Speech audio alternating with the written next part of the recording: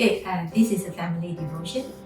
2 days ago when we had a Bible study in our life group, we have learned a lesson about hope. So how should Christian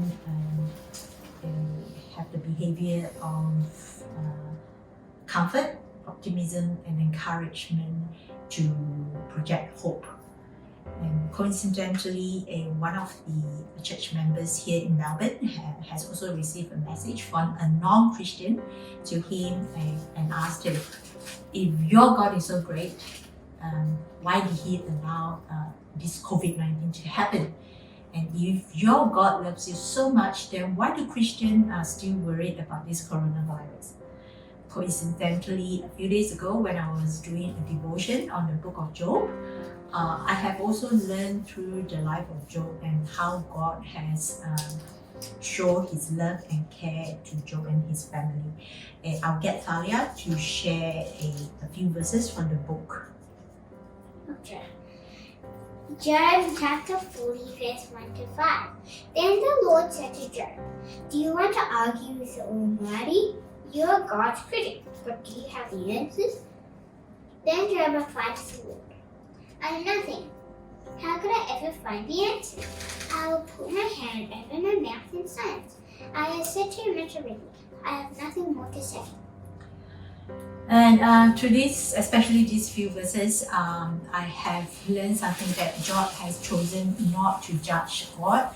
And throughout this period, even though he suffered a lot, I've shared with Thalia and John. And can I get Thalia to share what I have shared with you? Okay.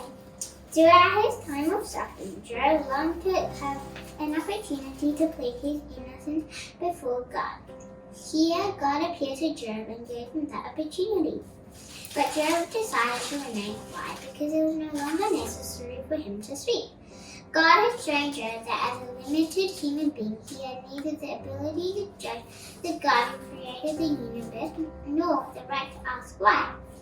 God's actions do not depend on ours. He will do what he knows is best, regardless of what we think is fit. It is important to note, however, that God came to Job, demonstrating his love and care for him. And then Job chapter 42, verse 16 to 17 says, Job lived 14 years after that, living to see 4 generations of his children and grandchildren. Then he died, an old man who had lived a long, good life. This is how God has has shown his love and care to Job and his family. And how did he do it to my family during this period? I think he has brought Papa over here. What about you, Thalia? Okay, so during the weeks of chaos, Dad's company announced that all employees must work from home, and he asked for approval to come to Melbourne on 17th of March, which was one day before Malaysia's lockdown, which was on the 18th of March. And so when he was here, he had to quarantine, and after that, we played some basketball, and he taught me how to bike, rollerblade, and ski. So what I see here, I actually see a family reunited. And I'm pretty sure even during this period to other family, the family gets to stay at home. They get to spend a lot of time together. The parents who are usually working, they get to show more comfort, more encouragement to their children. And basically it's a family being together and how we actually experience the love of God at this time. What about you, Papa? Yeah, I think the whole COVID-19 started in end of last year, and then I think it becomes a global pandemic, I believe sometime in February, March. I think, and now we're in July, so it has been a while. It definitely have affected a lot of people in a microscopic way, as well as in macroscopic ways as well, of course. The businesses, health, But on a personal level, if I'm honest to myself, has it affected myself and this family a lot? Probably not. If I were to be honest, we are healthy. We're still, able to, by God's grace, we are still provided. We're still safe. So are our extended families as well. So if you think about this, from a microscopic way and from a macroscopic way, so what does that mean? What have we learned from this? I think throughout human history, there are many other sufferings as well. Yeah. Is this one of the worst? I think we can only time can tell. There are of course in recent histories that we have gone through that we have pretty difficult times as well as a human beings.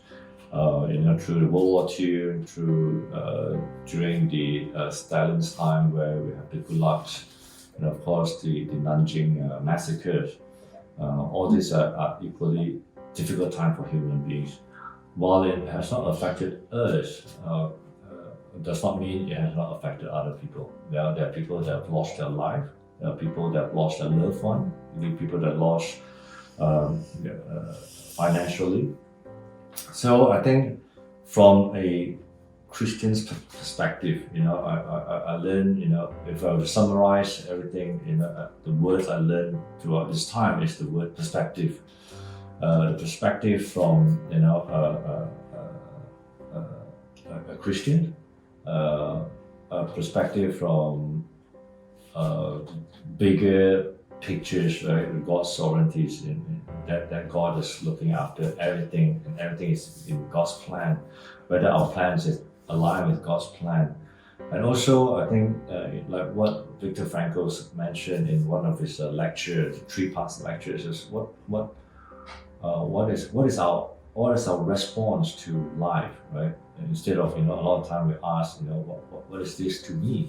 What we want life to give us an answer, but if we switch this around, what is our answer or what is our response to life? I think that's something that we can think about and ponder, especially as Christian. And what does it mean to us? And more importantly, what can we do to other people?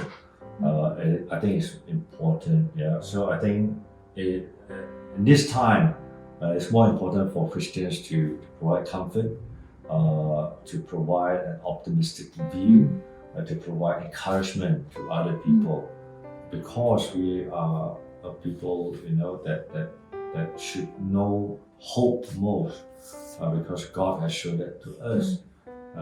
So that's why we should even more to project this through patience, through empathy. That how can we help others? Yeah, I'll probably go back to the stories that you shared. Yeah, that happened to one of our life group friends. Yeah, on a reflective side, because of the lesson that we have actually learned through Job and through the life of Joseph, I think to a non-Christian who asks this question, we can probably, or to those who are worried during this period, we can actually show them by comforting them, by being more optimistic, and by probably providing more words of encouragement to them this time to show them the hope. And anything you want to add, Thalia? Yes, I think. Since there was an invasion a long time ago, before March 17th, we had this time 2-hour time difference. Okay. So yeah, it was hard to sometimes when he was free, we weren't free, and sometimes when we were free, So we have this Skype meeting, right? Yeah. Well, FaceTime. FaceTime, yeah. Okay. Yes. So we turned it when we were free, so it's pretty challenging. So as a family, we just want to be thankful for God intervenes in this family, and He really shows us love and care. Yeah. All right. Okay. Okay.